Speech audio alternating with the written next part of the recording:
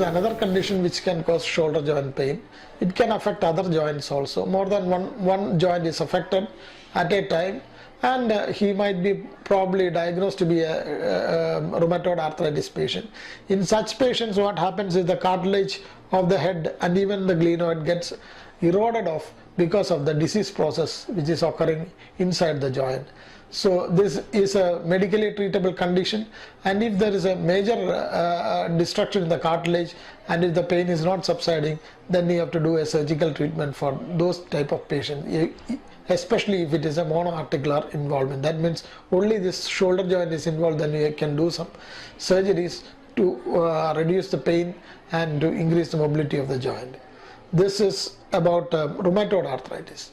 And another condition which can actually cause severe pain is known as a calcific tendinitis. This is occurring on the conjoint tendon of the supraspinatus and the infraspinatus muscles. There can be a deposition of the calcium salts inside the tendon. This is because of the degeneration which is occurring inside the tendon. So such type of cases is usually treated conservatively.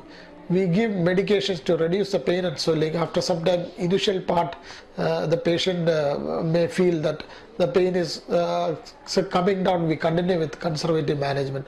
Otherwise, we have to go for a surgical debridement of the calcific tendon.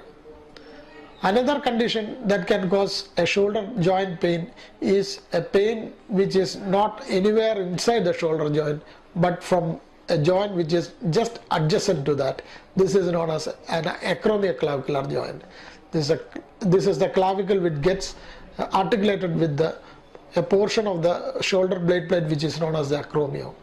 And this joint can get inflamed, and that can also cause a pain which is actually referred to as a shoulder joint pain.